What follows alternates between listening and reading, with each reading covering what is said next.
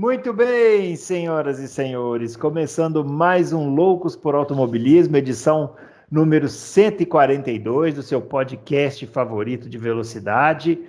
Estamos aqui nesta quinta-feira, né, dedicada a responder aí os confrades. Quinta-feira nós estamos gravando às 17h35, dia 29 de julho, e parece, ênfase no parece, hein? Parece que o acidente lá, parece que já acabou. Viu, Adalto? Adalto vai chegar aqui agora. Parece que já se resolveu. A Red Bull apresentou a reclamação, aí a FIA não aceitou e agora parece que sim. Agora, finalmente, depois de quase 2 semanas, o acidente mais longo da história se encerrou, né? Decidiu que não tem punição nenhuma e segue a vida, né? Porque acidentes acontecem, não é isso? Grande Bruno, grande confrades e grande acidente, né? Realmente, Grande rivalidade. grande rivalidade. Acidente mais longo mesmo, acabou finalmente. A gente já sabia, né, que não ia dar nada. Ô Adalto, eu não sei se você já teve tempo de fazer isso, eu espero que faça, se ainda não teve, porque eu li um relato aqui que eu fiquei estarrecido, assim, que Porque foi o Twitter do nosso colega Rafael Lopes, né, que participa aqui com a gente no Power Ranking, né? isso. E ele disse que parece que o recurso da Red Bull foi o seguinte: eles alugaram o autódromo de Silverstone e colocaram o Alex Albon num carro qualquer, não sei como eles fizeram isso, para refazer a trajetória do Hamilton. Essa seria a prova que a Red Bull apresentou nesse recurso. Eu me recuso a acreditar que alguém teve essa ideia. Eu vou esperar você fazer suas apurações aí, ver, descobrir de quem foi essa ideia, porque olha, merece o troféu estúpido do ano, né, de fazer isso, porque realmente não tem a menor condição, né? Olha, é, tem um site holandês que está dizendo que a FIA não aceitou as alegações porque as provas foram fabricadas pela Red Bull. Exatamente isso. A FIA falou assim: olha, se vocês não têm nenhum fato novo, não fabriquem o fato. Porque o É, fabricar o fato foi colocar o álbum para refazer a trajetória do Hamilton. é. Olha, é inacreditável que a Red Bull é inacreditável que eles tenham Eu entrado tô nessa. chorando aqui, porque eu gostava tanto da Red Bull comer, mas essa foi de lascar, hein? Não, é inacreditável mesmo. E que não tem muito o que dizer, né? É uma patetice. Estão passando um ridículo que não precisavam. Tem o melhor carro, é favorita para a corrida, é favorita para o campeonato, é favorita para ganhar pilotos e construtores. Não precisava fazer essa palhaçada, entendeu? É. Né? A se confirmar que foi isso mesmo, é uma das coisas mais ridículas que a Fórmula 1 É. já produziu nos seus 72 anos, né? Sei lá. Mas se o Rafael colocou isso, é É porque possível, né? porque imagina, Rafael é um cara que para colocar um negócio desse, aposto que ele confirmou em duas, três fontes, entendeu? Tem lá as fontes dele, né? Porque o site holandês não diz isso, mas diz que a prova foi fabricada, entendeu? Bate com o que ele falou. Então, pô, quer dizer, é ridículo mesmo e segue a vida. Você viu que o Hamilton também parece que telefonou para o Verstappen para dizer, Eu vi que teve é, isso. Eu para nem dizer que não sabia que sabe. usava mais telefonar para as pessoas, para mim era só mandar o WhatsApp. Então, é mesmo, né? Quem é que telefona hoje em dia? Coisa O desagradável o engraçado é que telefone. o telefone celular é tudo menos telefone, né? Não, outro dia eu vi uma pessoa falando no Twitter isso, eu concordei. Falei, gente, por favor, vamos fabricar telefone sem a função telefone. Para quê? Tem necessidade de ligar, pô, é coisa desagradável, né? Ligar, telefonar, chatice. Não se usa mais, viu, Hamilton? Não usa mais isso, não. Manda um WhatsApp pro Verstappen, ele vai ficar muito mais feliz, né? Então, mas parece que Dá o para ele Verstappen não responder quando ele aceitou quiser. bem a ligação. Hamilton falou que tinha perguntado se estava bem lá no carro, falaram que estava, e depois não falaram pro Hamilton que ele estava no hospital, e, pô, estava ligando para dizer que não tinham falado nada para ele sobre isso. Parece que não aceitou muito bem, está meio bravo. Bom, isso é bom, isso é bom. Ótimo, maravilha. A gente É, gosta é. assim, deixa o pau quebrar, deixa eles Isso, ficarem deixa o bravos um com pau o outro. É isso que a quebrar, gente quer. entendeu? Vamos É ver isso qual aí. coisa mais burro agora para fazer uma, É. né? E é isso aí. Agora, é isso aí. Bom, ó, os nossos twitters, né, estão aparecendo aqui, o meu @BrunoAleixo80, o do Adalto, @Adalto Reis, e o Fábio, que não está aqui hoje, é o @CampusFB. Não se esqueça do nosso joinha, não se esqueça de compartilhar o nosso conteúdo. Isso aí. Canal só crescendo, conteúdos assim, os podcasts com cada vez mais visualizações, né? Verdade. Então, Até agradecer bom para o pessoal nós, bom para aí que, todo ó, mundo. É, isso aí. Sempre chegando ouvintes novos, né? Eu sempre vejo os comentários lá, sempre ouvintes novos gente nova. chegando. Alguns elogiam, outros xingam a gente, mas a gente Sim, fica feliz. Né? Falei bem ou falei mal, mas falem de nós. falem Isso, de nós. isso aí. Bom, vamos começar a fazer as perguntas, né? Vamos. De aquele dia que você já sabe, a gente faz as perguntas aqui dos ouvintes.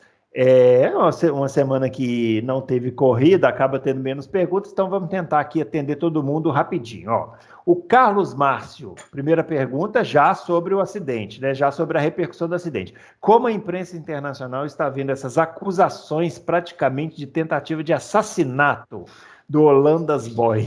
Hollandas Boy é o Adal é o Verstappen, né? É, olha, acho que deu, né? Todo mundo já falamos. Ficamos 2 semanas falando sobre isso. A imprensa internacional inteira, nacional também. Eu acho que deu, entendeu? Acho que deu. É bom que a Red Bull agora abaixe a bola, porque ficou uma coisa ridícula para ela, que a gente acabou de falar.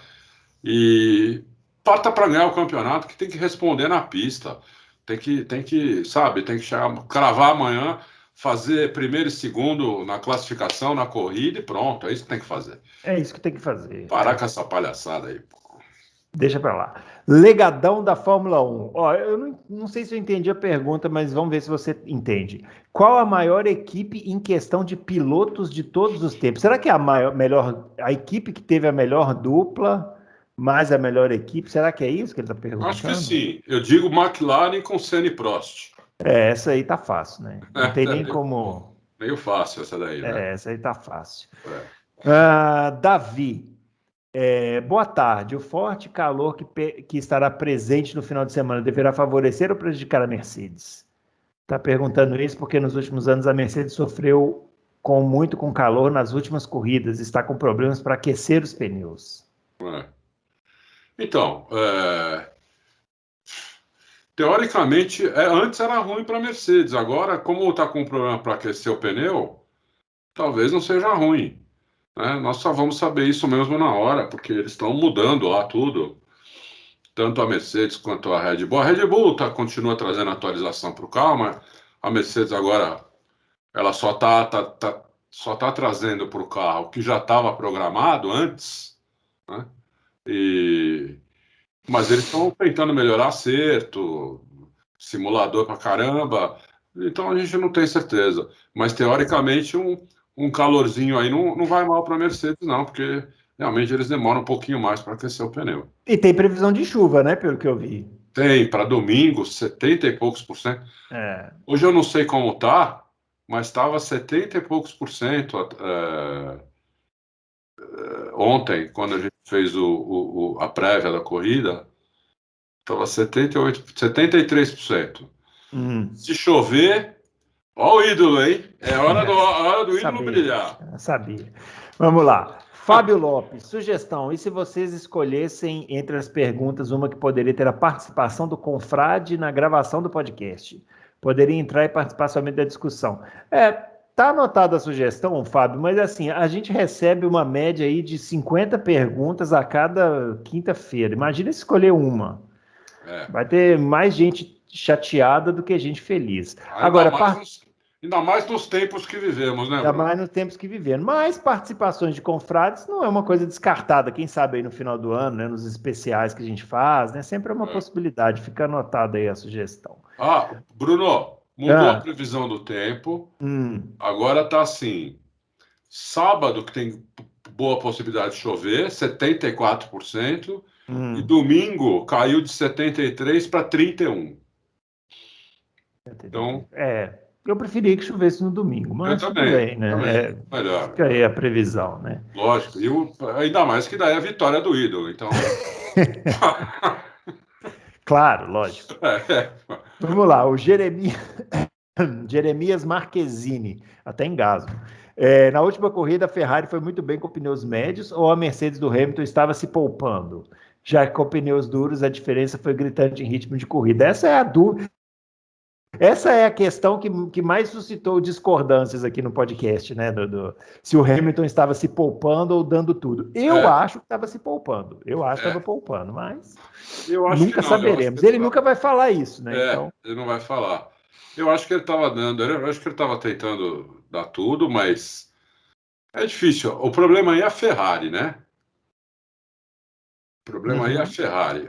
Não, a Ferrari gasta mais pneu, né? Porque a Ferrari põe muita intensidade no pneu e então ela gasta mais pneu. Esse é o problema da Ferrari. Então, aí você fala assim, ué, mas foi o pneu duro, né?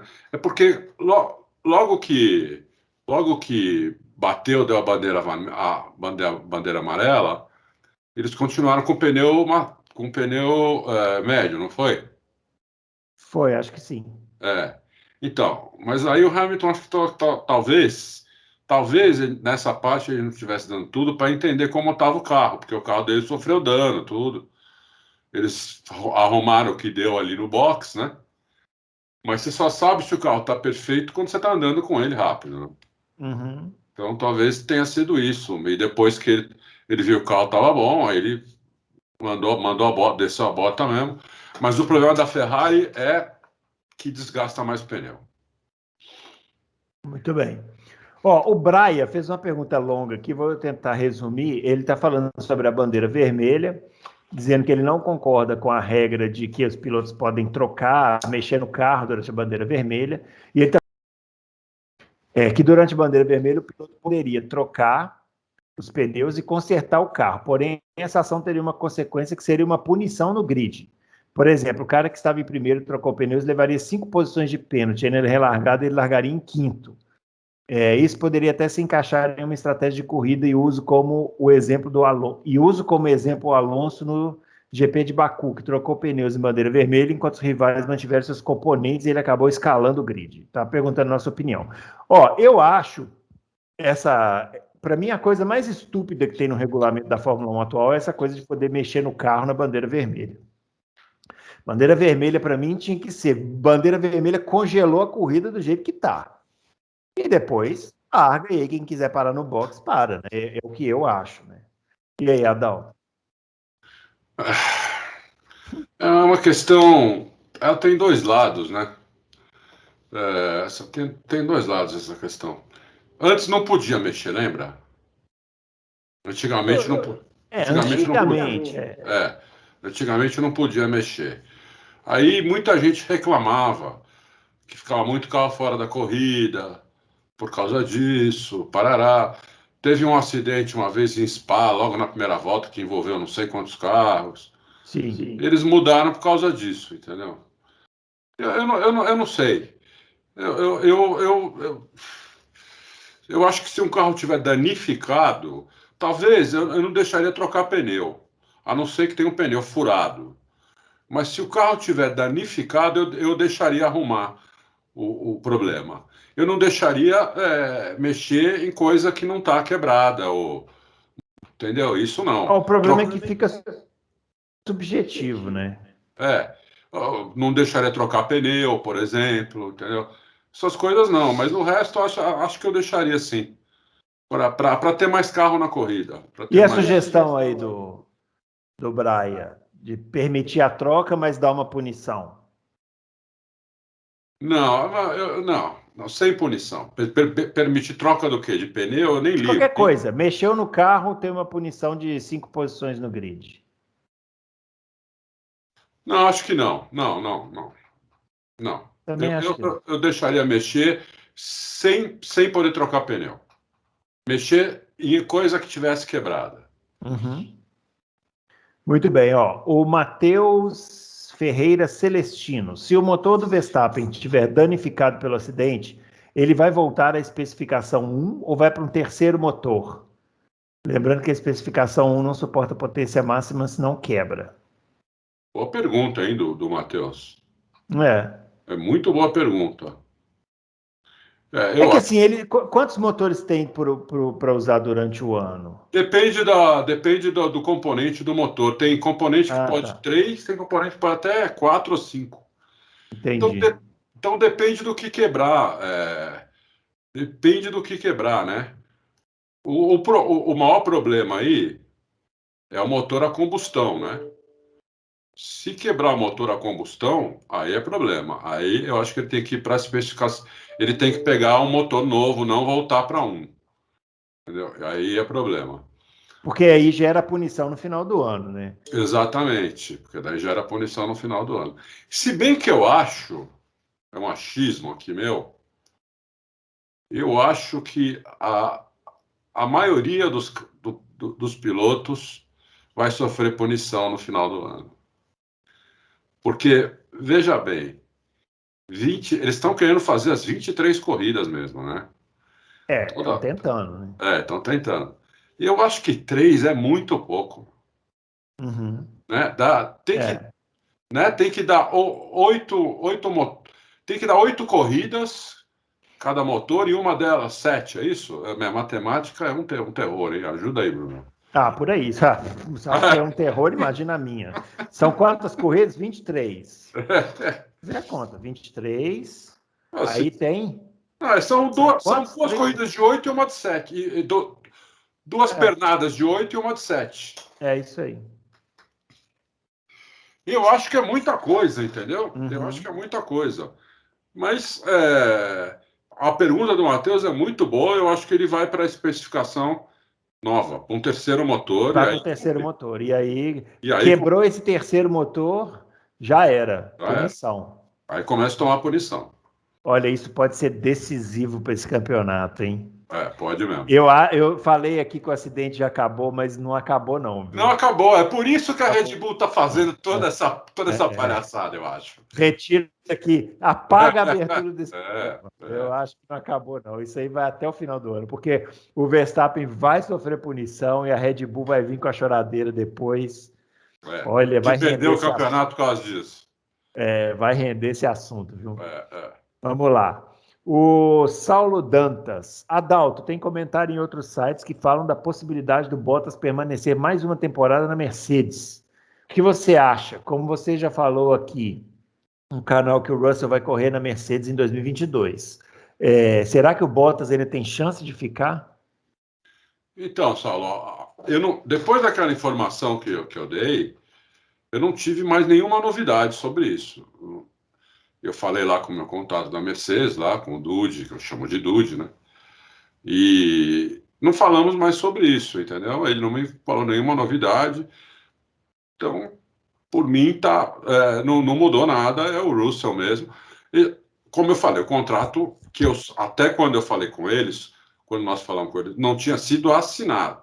Estava certo já estava falado com o Russell, já estava falado com o Bottas, inclusive, até as equipes que eles iam tentar o Bottas, mas não tinha ainda assinatura. Eu não sei se já tem assinatura ou não, mas a última informação que eu tenho é que o Russell vai correr lá em 2022, que o Bottas não vai ficar. Muito bem. O Adriano Aguiar pergunta: em uma situação normal, há possibilidade de vitória do Lando Norris? O que ele chama de situação normal, né? Assim, com todo mundo na pista? Agora não. Agora na Hungria eu não vejo possibilidade de vitória do Lando Não, Norris. eu acho que ele está perguntando em geral, assim, na temporada.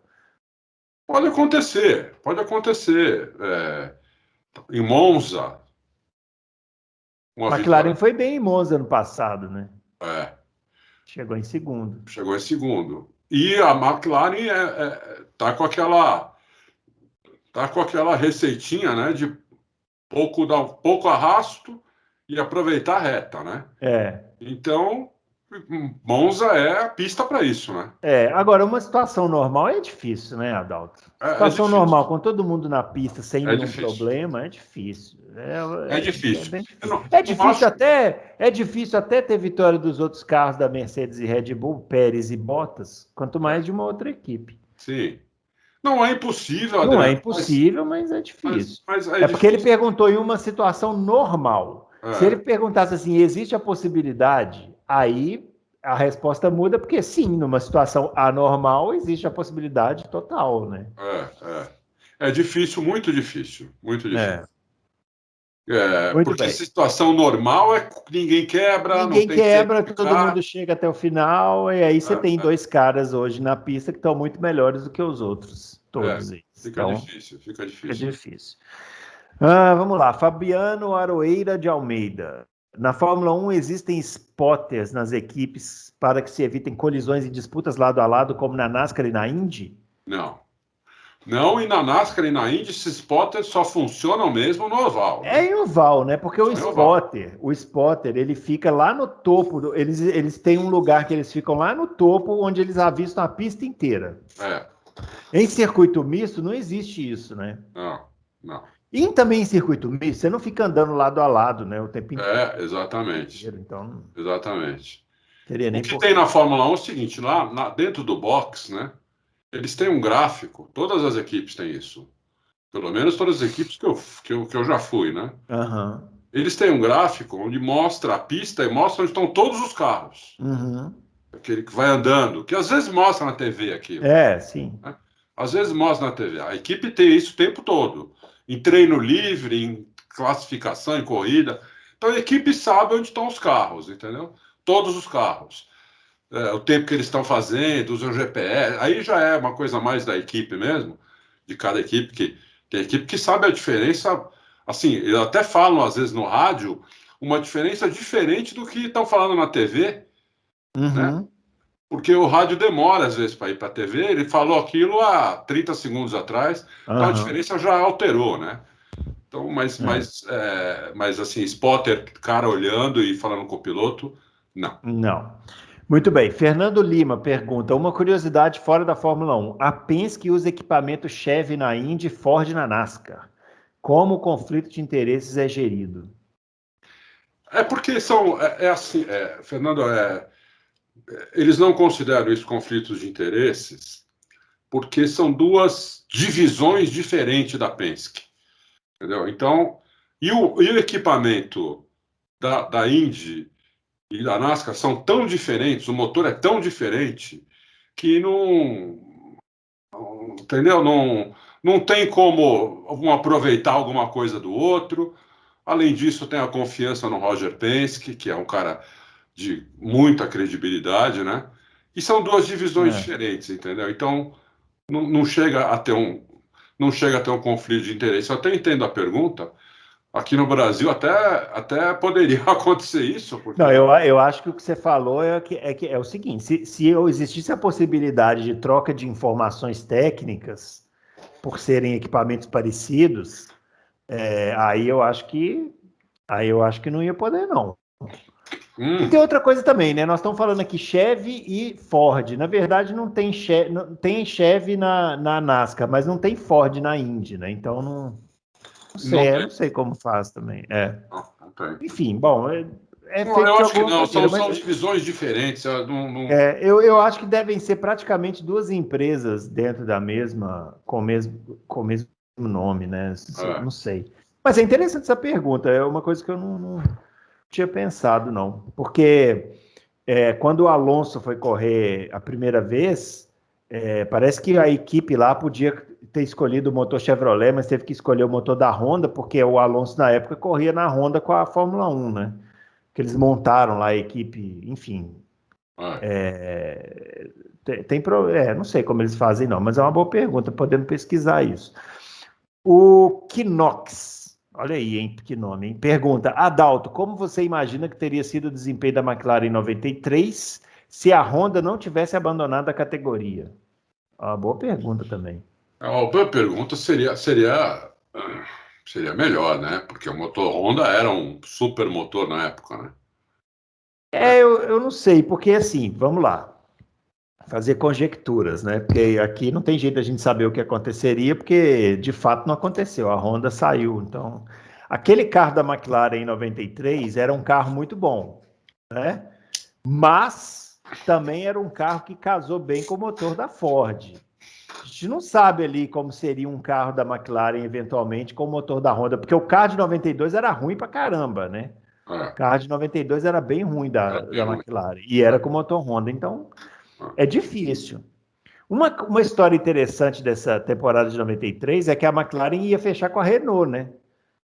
Ia fechar com a Renault para correr em 93. Mas aí eu acho que o Flávio Briatore entrou no meio e a Renault foi parar na Ligier.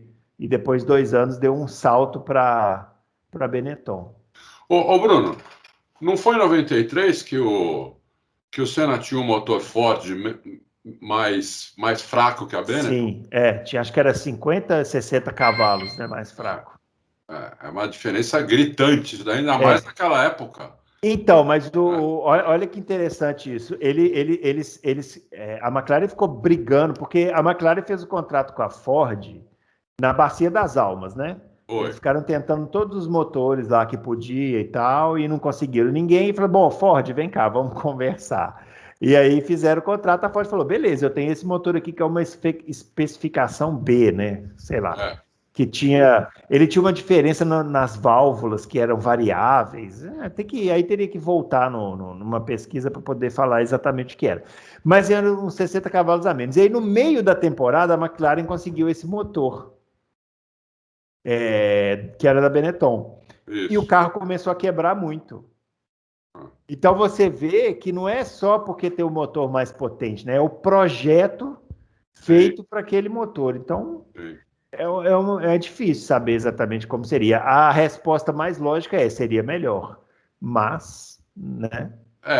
Não dá. Assim, a gente está dando opiniões baseado no que a gente viu, né? Mas não É, dá para cravar, né?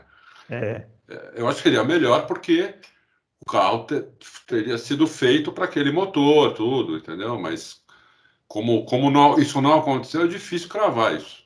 é. Uma das poucas temporadas aí que um piloto levou um carro nas costas, que foi o Senna com aquele carro da McLaren. É. Vamos lá, Não, ele Francis conseguiu Ley, ganhar quantas corridas? acho que ele ganhou 5 corridas. Ou Contra se foi aquele carro cinco de outro corridas contra o planeta da carro da Williams. Williams. Ele ficou em segundo naquele campeonato. É uma façanha. Aquele campeonato é o melhor campeonato do Senna, melhor do que todos que ele ganhou. Disparadamente. Foi o auge, né? O auge dele. Francis Ley Silveira. Minha pergunta em relação aos pneus. Vocês sempre dizem que tudo na Fórmula 1 gira em torno dos pneus. Na opinião de vocês, como seriam os pneus ideais para a Fórmula 1, de forma a melhorar a competitividade e, ao mesmo tempo, reduzir a importância deles nas corridas? Olha, ali a questão Francis Ley, primeiro, obrigado pelos elogios que você fez aí. Muito obrigado mesmo. A gente tenta fazer sempre. Eu peguei eu comecei a assistir uma Fórmula 1 que durante muitos anos só tinha um pneu, né? E os caras largavam e não tinha troca de pneu. Eles iam até o fim com o mesmo pneu, o pneu ia perdendo aderência, o pneu não chegava a explodir, nunca, não acontecia essas coisas. Mas o pneu ia perdendo aderência. Nas últimas voltas, os caras estavam tudo de lado, andando tudo de lado, porque não tinha mais aderência. Né? E aí fizeram um pneu de classificação, que era um pneu que aguentava 3 voltas. Então não dava nem para largar com esse pneu. Né? Uh, a primeira vez que eu lembro de alguém parar e trocar o pneu foi na França, em Dijon-Prenois, que o Piquet estava ganhando a corrida, deu uma bandeira vermelha também. Faltavam poucas voltas para acabar. O Prost pôs esse pneu de classificação e ganhou corrida com o pé nas costas. Né? Aí o Piquet inventou esse negócio de trocar pneu. Foi o Nelson Piquet que inventou isso daí. Isso aí não existia. Ninguém imaginava que parar para trocar um pneu. Os caras falaram, nós vamos perder a corrida, vamos perder uma volta para trocar o pneu. Porque tem que explicar, né? Hoje É, troca pneu em 3 segundos. Naquela época, os caras iam lá com exatamente. aquela chave de boca É. tirar a roda. Imagina, né? Os caras falam, vamos perder, perde uma volta, no mínimo. Se a gente for rápido, a gente perde uma volta. Então, não. Então, o Piquet teve a ideia, eles mandaram fazer ferramenta, um monte de coisa para acelerar o processo, e aí começou a dar certo. Aí começou com esse negócio de troca de pneu. Né? Então, e aí não parou mais isso daí. Não parou mais. O que aconteceu é que depois os pneus viraram aqueles pneus de bug, depois, que foi uma época terrível da Fórmula 1, depois voltou ao pneu slick, e a Fórmula 1 pediu para a Pirelli, quando a Pirelli voltou, para fazer um pneu que esfarelasse. A Fórmula 1 pediu isso daí, né? E então a Pirelli fez aquele pneu, a esfarela até hoje. Você pode ver que o pneu da Pirelli é um pneu que não deixa marca no chão, como todas as outras categorias. Que você vê o traçado, com aquela câmera de cima, você vê o traçado. Na Pirelli, a Pirelli não, a Pirelli joga os pedaços de pneu para o lado, onde passa os carros, a pista fica branquinha, né, Bruno? E do lado fica cheio de sujeira. Uma né? farofa, né? Fica uma farofa, fica um troço até perigoso aquilo. Porque aquilo ali perde a aderência, né? Então, mas melhorou, né, Adalto? Que isso aí em 2011, quando a Pirelli entrou, era pior, né? Era pior. Era ridículo. Pior. O cara Eu nunca saía vou esquecer a primeira corrida. Eu Aham. estava fazendo treino livre, foi na Austrália, né? Eu acho que eu coloquei uma manchete tipo assim: pneus esfarelando, Fórmula 1 destruindo, né? Uma coisa que eu nunca tinha visto na vida aquilo. Foi bem ridículo aquela Voava temporada. pedaço de pneu desse tamanho, assim. Pô. Então, é possível, sim, fazer pneu que dure a corrida inteira. Evidentemente, o pneu vai ser mais lento, né? Porque ninguém consegue fazer um pneu super rápido que dure a corrida inteira. Porque quanto mais rápido, mais macia tem que ser a borracha. Né? Quanto mais macia a borracha, mais rápido ela acaba, ela vai ficando na pista.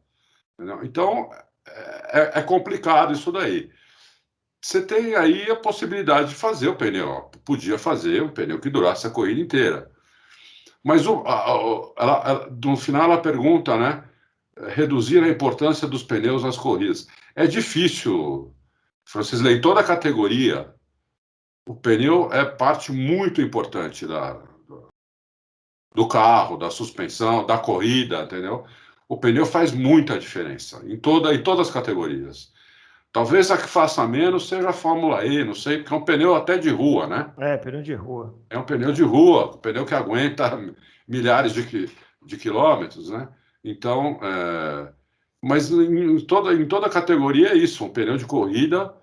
Bruno, você corre de kart. No meu tempo, eu esqueci o nome agora. Passava um bagulho no pneu, o pneu ficava pretinho, e o kart grudava durante 3, 4 voltas que parecia que ia arrancar a sua cabeça nas curvas. Existe isso ainda? Depois o negócio... Olha, eu vou até anotar, porque se existir, eu quero. Isso ajuda bem. Rapaz, parecia que ia arrancar a sua cabeça, porque o kart grudava de um jeito, parecia que tinha passado super bonder no pneu. Mas durava 2, 3 voltas. Depois o negócio ficava... ele ficava pelo caminho. Ficava pelo caminho e pronto. É muito difícil, né? O melhor pneu, assim, quem fez os melhores pneus até hoje da Fórmula 1, eu acho que foi a Michelin e a japonesa lá, Bridgestone, né? a Bridgestone, né? Aquela vez que eles estavam em guerra, os pneus eram os melhores que a Fórmula 1 já teve, apesar de ser aqueles pneus de bug.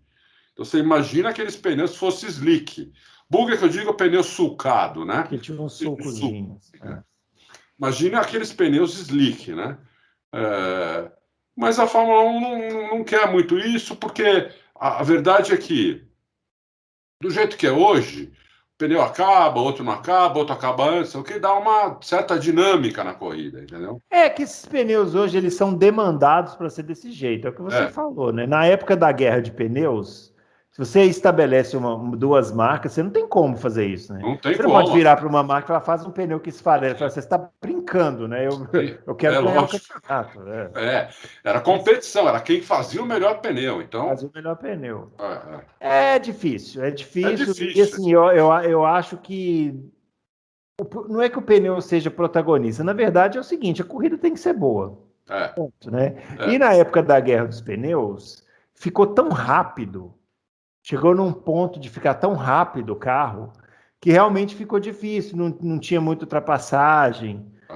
Isso, a Fórmula 1 pensou nisso para para não deixar que prevalecesse, né, a guerra de pneus. E eu acho que eles estavam certos, porque se você pegar as categorias de Fórmula principais, hoje nenhuma tem multimarcas de pneu.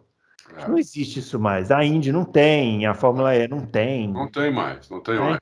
O que tinha, como eu falei no começo da resposta, né, antigamente, o que era legal é que, como não tinha troca de pneu, quem conseguia andar, economizar mais, tinha mais carro no final da corrida. Por exemplo, o Emerson nunca foi um cara que largou e sumiu na frente. Uhum. Né? O Emerson, se ele largava na pole, o cara que estava em segundo é no máximo 3 segundos atrás, 4 segundos atrás. Por quê? O Emerson economizava pneu, câmbio, equipamento, ele economizava o carro para chegar nas últimas 15 voltas da corrida com o carro inteiro. Aí ele poder detonar os caras, né? Então você via muito isso acontecer antigamente. Caras que estavam em quarto, quinto, até faltando 20 voltas para o final, 15 voltas para o final, esses caras chegavam a ganhar a corrida. Porque eles tinham economizado equipamento e eles iam para cima dos caras que não tinham nem mais como se defender, porque, né? Então, isso era legal, entendeu? Isso poderia acontecer hoje? Poderia, mas teria que ser uma coisa combinada lá na Fórmula 1, entendeu? Olha, boas perguntas hoje, hein? Boas. Confrades hoje estão caprichando. Você vê que a gente está se enrolando aqui para responder. Boas perguntas mesmo. Tá difícil. O pessoal que faz pergunta, uma coisa que eu já reparei, na maioria das vezes, quase a totalidade, não é aqueles cara, sabe, nervosinho, fanático por algum. Não, não. Não, né? É gente que gosta mesmo. A turma que gosta de automobilismo. É legal. E quando eles capricham, você vê que deixa a gente de calça curta, igual hoje. É verdade. João Pedro Marques de Mello. Lá vem outro. Adalto, você acredita que o Carlos Sainz tem futuro na Fórmula 1? Se a resposta for sim, como ficaria o Schumacher? Os caras estão caprichando hoje. Como ficaria o Schumacher, sendo que o Leclerc ainda tem alguns anos na escuderia? Se ele tem futuro na Ferrari, né? Na Ferrari. Boa pergunta, João. Eu acho que a Ferrari tem um problema, é um problema ótimo de ter. Diferente, por exemplo, do da Red Bull, que se o Verstappen sair, o problema deles é que não tem piloto. Né? Verstappen sair, a equipe acaba. Já a Ferrari tem aí tem 2 ótimos pilotos e o Schumacher, a gente tem que ver como é que vai ser o futuro dele, porque, por enquanto, ele está num carro terrível, num carro desatualizado, um carro do ano passado. A Hess é um carro de 2020 com assoalho cortado com difusor menor. Então, é um carro do ano passado piorado, né? Um carro do ano passado que já era ruim no ano passado, né? Já era ruim no ano passado, exatamente. Falou tudo. E com companheiros de equipe que até agora, até a última corrida, ainda não tinha entendido a Fórmula 1. Então é difícil avaliar o Schumacher. Né? Eu imagino que ele seja bom pelo que ele fez nas categorias anteriores, mas pela Fórmula 1 não dá nem para saber isso. Né? Tudo bem, ele está batendo no russo, mas o russo não entendeu ainda o carro de Fórmula 1. Então, a gente tem que esperar o Schumacher melhorar. A Ferrari tem que ver se ela está com pressa. Eu acho que a Ferrari devia colocar o Schumacher na Alfa Romeo ano que vem. Porque a gente já viu, no caso do italiano que está lá, o Giovinazzi, que já espremeu, não sai mais esse já suco. foi, não dá mais nada. Né? Não sai mais suco dali, entendeu? Ele está ali, andando ali com o Kimi, que tem 50 anos de idade, entendeu? Então, quer dizer, não tem condição. Vovô garoto. Eu, se fosse a Ferrari, chegava na Alfa Romeo e falava, olha, nós queremos Schumacher, e a Alfa Romeo poderia ter uma ótima dupla, Schumacher e Bottas. Seria uma dupla sensacional, e seria sensacional, inclusive, para o Schumacher isso. Né? Queria sentar num carro melhor, ia ter um companheiro de equipe que é um bom piloto, todo mundo sabe que ele é um bom piloto, não está velho, não sabe, está motivado, tudo, entendeu? Então, Eu acho que a Ferrari devia fazer isso. E aí sim, se o Schumacher andar bem pra caramba, aí ela ia ter um problema entre esses três pilotos. Mas por enquanto ela não tem esse problema. Não, por enquanto não, mas a pergunta dele é muito boa e Muito eu acho boa, que muito boa. Pensando no futuro, quem tem que se preocupar aqui é o Schumacher. Porque ele sim. é que tem que mexer os pauzinhos para ir para a Alfa Romeo, onde ele vai poder mostrar alguma coisa, para ele tentar alguma coisa em outra equipe. É. Porque realmente a Ferrari está com a vida meio que resolvida. Porque o Leclerc, tranquilamente aí para o futuro, né? A não ser que, sei lá, aconteça uma super proposta da Red Bull, mas a princípio não tem nada programado disso. Não. E o Carlos Sainz vai se adaptar, né? Vai se Vai. adaptar. Então. E são dois pilotos jovens, então não há Ah, por o que a gente Sainz, eu acreditar. diria mais, Bruno. Eu vou além. O Sainz já se adaptou lá. Ele já Então, se adaptou lá. E eu acho que a Ferrari está melhorando, inclusive com a do Sainz. Porque ele é o aham, melhor acertador da Fórmula 1. é, Né? De acordo com o pessoal da McLaren, o pessoal da Ferrari também já elogia demais o Sainz, coisa que a Ferrari não costuma fazer muito com os dois pilotos, né? Ela costuma elogiar só um e o outro é lixo, né? é, Desde que eu me lembro por gente, a Ferrari é assim, né? Ela tem um piloto que é o melhor do mundo, da galáxia interplanetária, e o outro, quem é outro? Ah, não. Ah, é um é o qualquer outro. aí. Entendeu? E pela primeira vez eu vejo eles elogiando os dois pilotos. Então, É. Vamos lá, ó. Marcos Paiva, uma questão. Eu estava vendo corridas anteriores na Hungria, inclusive a do Schumacher indicada pelo Bruno. E sempre tiveram poucas ultrapassagens. O que quero discutir e ouvir de vocês é o seguinte: por que estamos desesperados por ultrapassagem nesses últimos anos? Ultrapassar não foi sempre para os grandes na Fórmula 1? Ô, Marcos Paiva, é exatamente isso. deixa o Bruno falar primeiro, que a gente discorda um pouco disso. Vai. Eu não me encaixo nesse desesperado por ultrapassagem, não, mas eu entendo porque quando veio a asa móvel lá em 2011, eu percebi que a gente reclamava de barriga cheia, porque tinha pouca ultrapassagem, mas as ultrapassagens que tinham eram brigadas, a gente tinha brigas. Então, eu concordo totalmente. Assim, eu acho que pode ter uma corrida com poucas ultrapassagens, mas muitas brigas. Não necessariamente ultrapassagem é bom, só ultrapassagem. Eu me lembro de corridas em 2005 e 2006, Imola, disputas do Schumacher com o Alonso. Num ano foi o Schumacher na frente com o Alonso atrás, no ano seguinte eles inverteram. Ninguém ultrapassou ninguém, mas foi uma briga espetacular entre os dois, colocando o carro de lado, o outro defendendo e tal. Então, a maior briga da história, que foi uma das maiores brigas da história, Mansell e Senna em Mônaco, não teve ultrapassagem. Não dava para ultrapassar. O Senna segurou lá e não deixou ultrapassar. Então, Então, agora eu vou responder. ah, É o seguinte, o problema não é a falta ou muita ultrapassagem. O problema é por a causa disso. A causa é a aerodinâmica. Quando a aerodinâmica se tornou o principal quesito de um carro de Fórmula 1, isso matou não só a ultrapassagem, como disputa, como o carro poder, para acontecer isso que o Bruno falou, o carro poder seguir o outro de perto. Mesmo que ele não ultrapasse, os carros de hoje não conseguem seguir um ao outro de perto. De hoje não. De 15 anos para cá, que cada vez é pior, porque cada vez a aerodinâmica tá mais sofisticada, eles não conseguem seguir o carro da frente de perto. Então não há disputa. Não há disputa. Por isso que eles colocaram o DRS a 1 segundo de diferença. Por isso que eles não colocaram o DRS só a 3 décimos de diferença. Porque o cara não consegue, a 1 segundo de diferença, ele não consegue. O carro dele perde aderência, muita aderência. Então ele não consegue se aproximar do carro da frente. É isso que eles estão tentando mudar para o carro do ano que vem. Que eles poderem andar próximos um do outro. Se eles acertarem e os carros passarem a andar próximos um do outro, já vai melhorar muito o negócio, entendeu?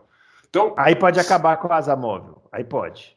pode até acabar. Eu Roubar. duvido que eles Aí tirem isso beleza. ano que vem, no meio do ano, mas em Aham. 2024, 2023, não, 24, né? Não, Nós estamos em 23, 21, pô. 22, não, 23 então é. É, Em 23. 2023, se eles verem que deu totalmente certo, os caras estão indo para cima, estão conseguindo andar perto um do outro, aí eles podem até tirar o DRS. Mas se isso não acontecer, eles não vão tirar. Por quê? Senão não vai ter não é ultrapassagem, não vai ter nem disputa. Porque o que aconteceria hoje, se não tivesse o DRS, é que não teria nem disputa. Não teria disputa. O cara não consegue chegar no outro. Mas, ô, Adalto, não tem uma outra coisa nisso aí também? As Porque, próprias pistas que não ajudam? Porque para ter uma disputa em que o piloto consiga pegar o vácuo para chegar na freada e ultrapassar, precisaria ter reta longa. não, mas não Antigamente, é isso. Sabe o que é? O que precisaria, além da reta longa, por exemplo, você não pode ter curva de alta, de raio longo, como tinha nas pistas antigas. Por que todo mundo reclama desse Tilke aí, que Tilke. fez um monte de pista nova, tudo com curva cotovelo, 90 graus? Porque isso dá a possibilidade do cara chegar na freada, entendeu? Então, se você enche de curva de alta, curva de raio longo, com essa aerodinâmica que os carros têm, aí esquece, não tem ultrapassagem mesmo, não tem nem disputa, entendeu? Porque o cara perde o cara perde a frente do carro, principalmente a frente do carro. Então você vira você está muito próximo do cara da frente com esses carros. Na hora que você vai entrar na curva, você não tem o ar frontal, você vira o volante, o carro continua reto, porque ele não tem a força aerodinâmica que precisa para baixo, entendeu? Então ele perde o carro, ele tem que tirar o pé, né? Senão ele bate. Esse é o grande problema, é a aerodinâmica dos carros. Então, no ano que vem, vamos ver se eles conseguem resolver. Muito bem. Márcio Zaparoli pergunta Pai Bola. Beleza, ótimo. Tirando a questão da sustentabilidade, que é muito ampla, qual é a diferença de escapamento entre os V10, V8 e V6 híbridos? Por que os atuais são tão mais silenciosos? É. Não é o escapamento, né? Eu acho que não é o escapamento. É porque ele gira menos, não é isso? Ele gira só a 11 mil. É por isso. Né? Porque acima disso, a turbina flutua. Eu acho que o V10, se não me engano, foi na época do V10, que eles chegaram a 25 mil giros. Chegaram a 20 mil giros. Por isso que gritava Mas daquele eles jeito. iam com 160 quilos de combustível. Aham. Hoje eles vão com 100 quilos, Uhum. 105. Então, por isso que tem aquele sensor. E não pode passar de 100 por hora. Então o motor gira pouco. Por isso que faz pouco barulho. E o turbo também perde um pouco do barulho, mas pouco. A gente nem... Se fosse só o turbo o problema, a gente já teve todo o grid de motor turbo da década de 80 e o barulho era ensurdecedor. Então o problema não é o turbo. O problema não é o turbo. É que Muito gira bem. pouco mesmo. Uhum. Lucas Bonino Silva. Em relação às punições do GP da Hungria, como acredito que os comissários vão lidar com as colisões? Teve alguma diretriz publicada para as equipes? Que eu saiba, não. Talvez publiquem amanhã, não sei. Amanhã é sexta-feira, treino livre, talvez publiquem amanhã. Que eu saiba, não. Como os comissários vão lidar é a pergunta de $1 milhão, né? É $1 Todo milhão mundo quer dólares. saber. Ninguém sabe por quê. Primeiro, não são os mesmos comissários, outros. Nenhum dos quatro, né? São 3 comissários e um piloto. Nenhum dos 4 vai repetir. Então, tem aquele livrinho ali, né? Que é interpretativo também. Exatamente. Essa é surpresinha, né? É surpresinha. Surpresinha. Tinha o diretor de prova, que é Michael Massi, que eu não gosto de como ele administra isso, né? Então, vamos ver como vai ser, entendeu? Não sei como vai ser, não dá para saber. Não dá para Tem que saber. deixar os caras correr, meu. Deixa correr. Deixa correr. O Drácula pergunta: esse circuito da Hungria me remete à ultrapassagem de Piquet sobre Senna. Na opinião de vocês, essa foi também a maior até aqui? Ou fica em que posição? Adalto, qual a maior ultrapassagem da história da Fórmula 1, na sua humilde opinião? Eu acho que essa aí é a maior ultrapassagem da história. Porque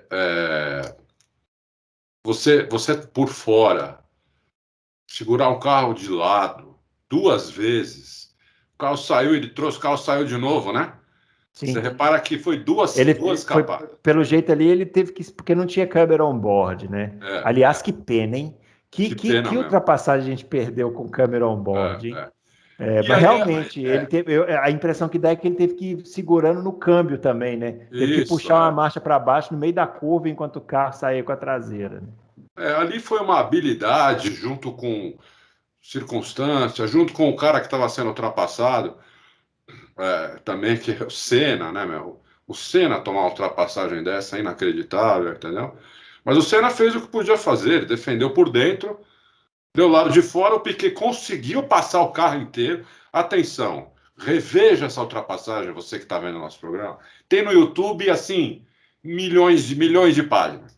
Veja, reveja, e você vai ver que o Piquet passa o carro inteiro pelo Senna na freada. O problema é que o Piquet, como tem que frear lá no Deus me livre, na hora que ele está freando ainda e começa a terçar o volante para a direita, para fazer a curva, a traseira vai embora. Ele corrige, dá no acelerador, voltando com o volante, ele dá no acelerador, a traseira vai embora de novo, ele corrige de novo. É inacreditável isso daí. Entendeu? Da história da Fórmula 1 também acho que foi essa, mas eu vou fazer uma menção honrosa aqui, porque uma que eu guardo no meu coração, que é o Hakkinen sobre o Schumacher em Spa, né? Aquela que ele usou o Ricardo Zonta. Aquela ultrapassagem, usou o Zonta. Aquela ultrapassagem é simples, não tem essa habilidade toda que o Piquet teve que ter para segurar o carro, mas teve um reflexo, uma presença de espírito, né? Olha, aquela ultrapassagem ali e carimbou o Schumacher. Agora, ultrapassagem na história da Fórmula 1. Ultrapassagem na história do automobilismo, para mim, não tem nenhuma outra que se compare ao Zanardi lá na Sacarrolha, lá em Laguna Seca. Aquilo ali não existe nada igual. É uma ultrapassagem que, se fosse hoje, seria punido, porque ele completou por fora da pista. Mas olha... Seria punida. Tem uma muito boa também, do Montoya sobre o Schumacher, por fora, na Bus Stop, em Spa. Tá. É verdade. Inacreditável. Até a câmera on-board está no carro do Montoya. Você vê o Schumacher freando, aí você acha que o Montoya vai passar reto, porque ele vai com muita sede ao pote. Você fala, não vai frear. Passou reto. Nada. Faz a curva do lado do Schumacher. Quando o Schumacher vai defender, não dá mais. O Montoya já está ali. Eu lembro dessa. Essa ultrapassagem foi em 2004. Eles tinham mudado a bus stop, né? A curva ficou mais longuinha. Aí ele conseguiu fazer a curva por fora e depois ficou por dentro. A ultrapassagem bonita. E para finalizar, já que estamos aqui fazendo esse apanhado, eu indicaria você colocar aí no YouTube uma ultrapassagem do Barrichello em cima do Montoya em Suzuka, que ele vem e ultrapassa naquela curva, aquele S. Não, aquele S ali. No S? Atrás do box?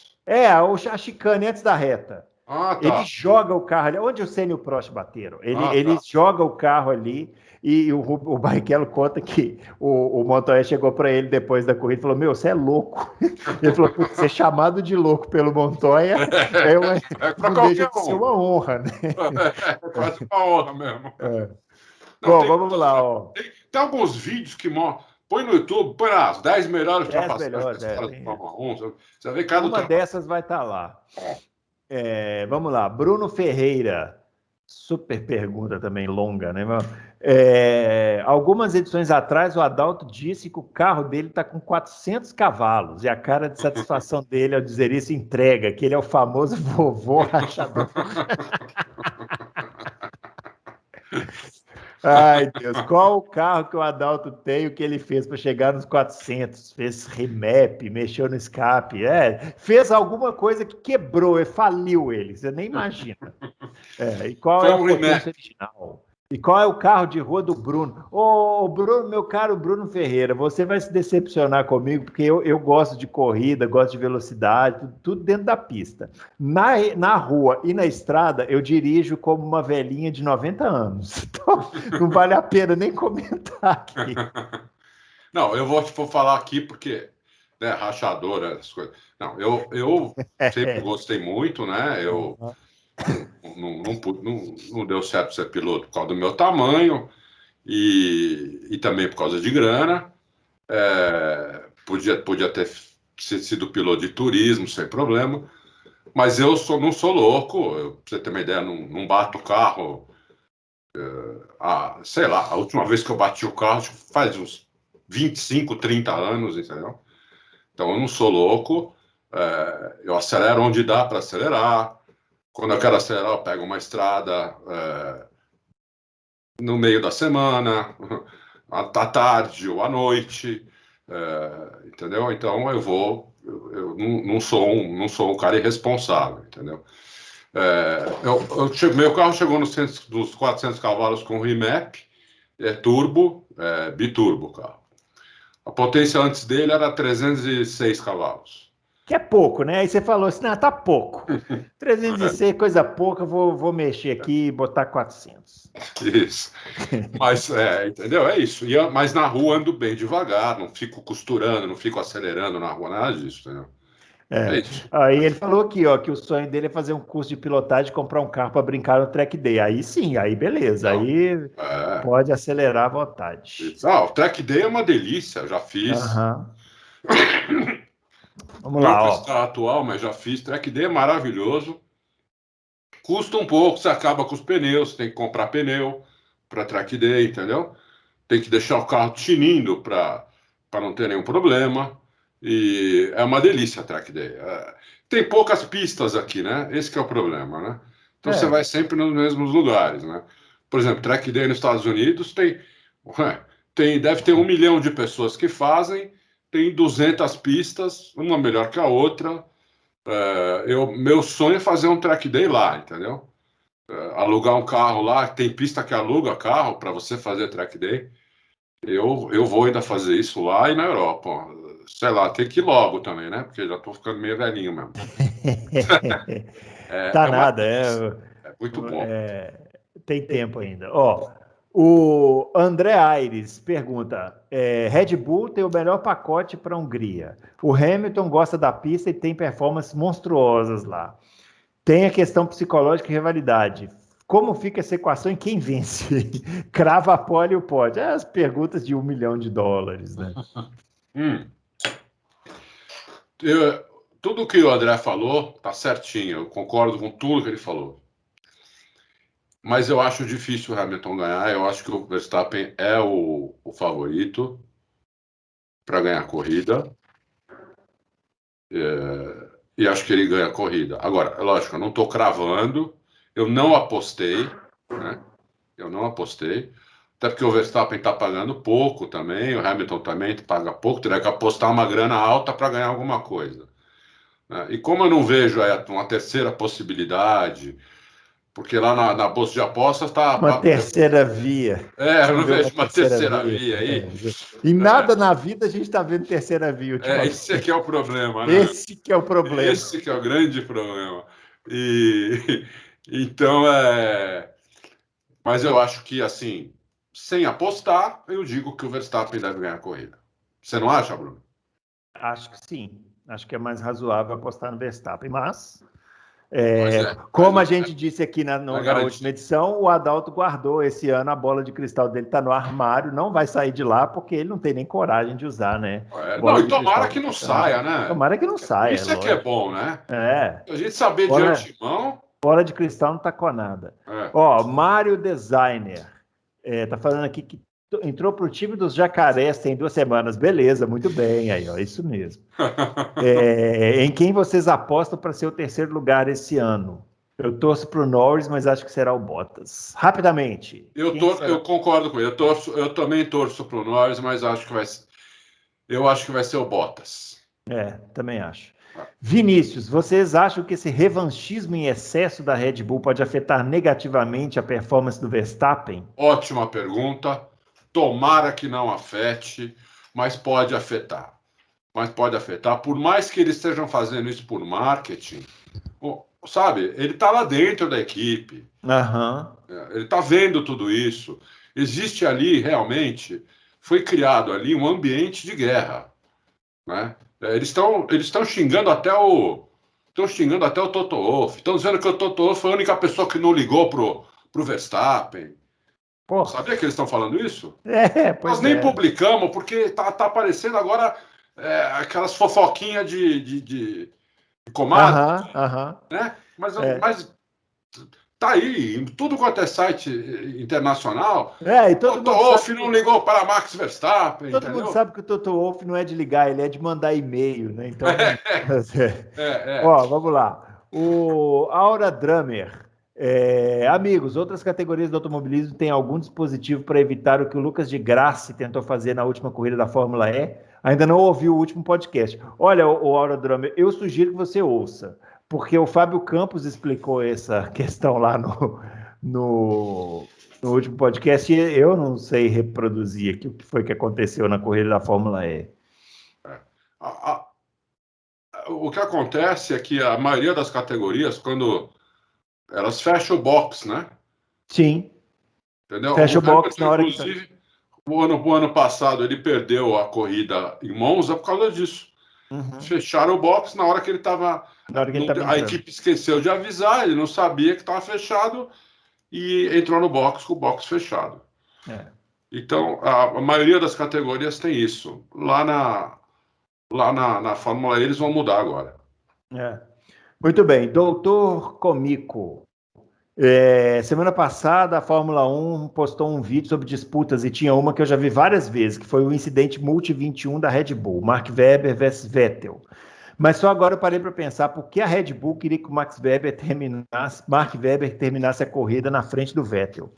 É a pergunta de 1 milhão também. Essa é outra pergunta de $1 milhão, porque era a terceira corrida do ano, não era?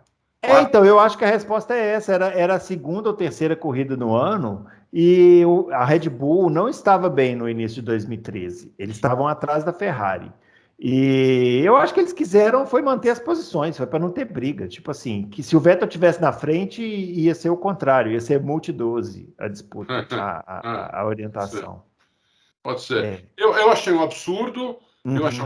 porque o Vettel era o campeão, já tinha vencido 3 títulos para a Red Bull, campeonato no começo, ele estava com mais carro que o Weber naquele momento, entendeu? E a Red Bull devia ter deixado o Vettel passar. Aquilo ali foi um tapa maravilhoso nessas equipes, né? Porque eles ficam com esse papo de, não pode brigar porque vai bater. O Vettel foi lá, os dois brigaram, bateram roda, entendeu? O Vettel chegou em primeiro, com o Weber em segundo, tá tudo bem, fizeram dobradinho, o Vettel foi campeão no final do ano, tudo certo.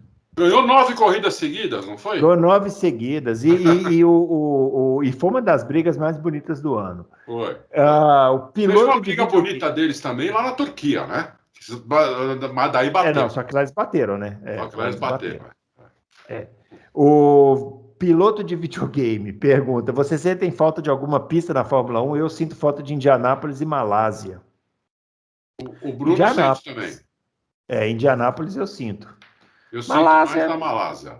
Eu acho uma puta pista. Eu adoro a pista na Malásia. Não, sim, seria bem-vinda de volta, mas não.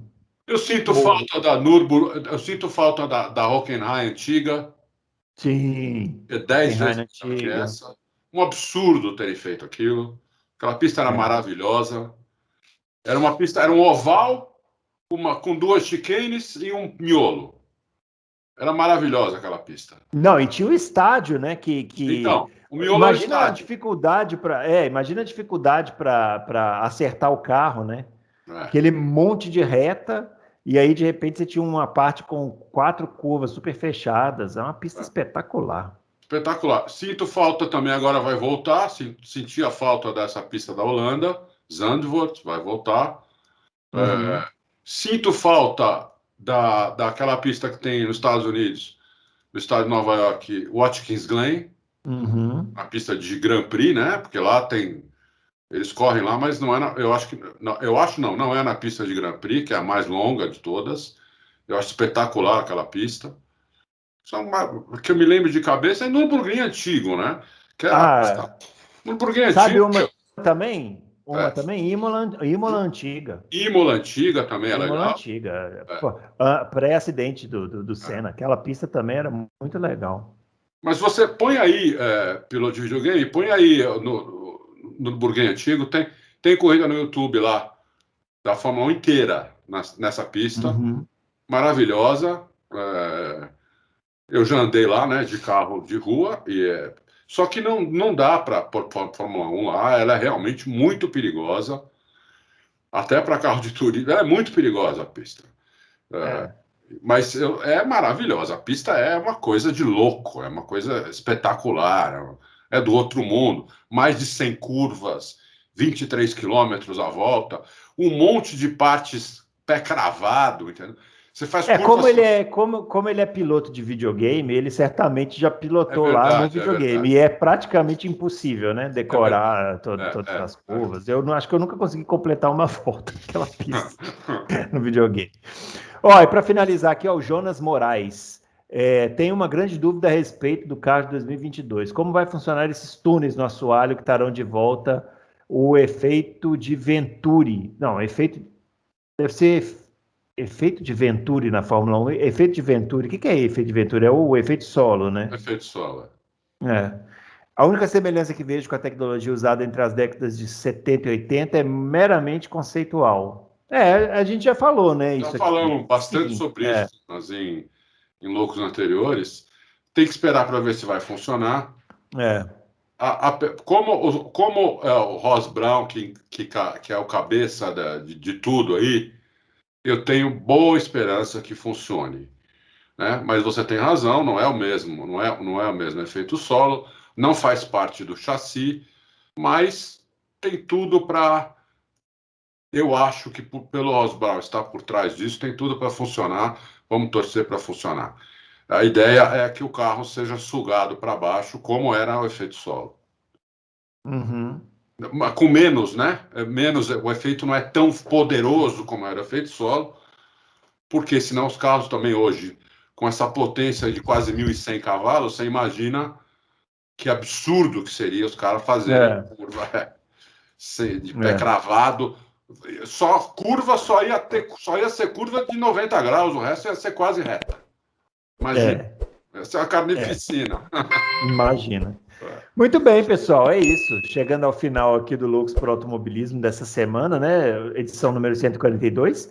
Esse final de semana então já temos GP da Hungria. Fique ligado aqui no nosso canal, que o Adalto amanhã já começa com os conteúdos dele, né? Que o nosso youtuber aqui, nosso jovem youtuber que bomba o nosso canal, vai já fazer a sua análise aí da sexta-feira. E a gente volta na próxima semana, então, com mais Loucos por Automobilismo, falando aí desse GP da Hungria, né? Tomara que seja uma corrida limpa, E mas que pegada. pegada, que se É, mantenha essa rivalidade aí. Tomara que não castrem esses dois grandes rivais desse ano. Acho que não vão conseguir, né? acho Por que mais não. que tentem, não vão conseguir. Não É vão. isso aí, pessoal. Não se esqueça do joinha no nosso vídeo, não se esqueça de se inscrever no canal, não se esqueça de dar de marcar lá o sininho para receber as notificações e fique ligado aí nesse fim de semana e na próxima semana a gente volta com a edição número 143. Para todo mundo aí, um grande abraço e até lá.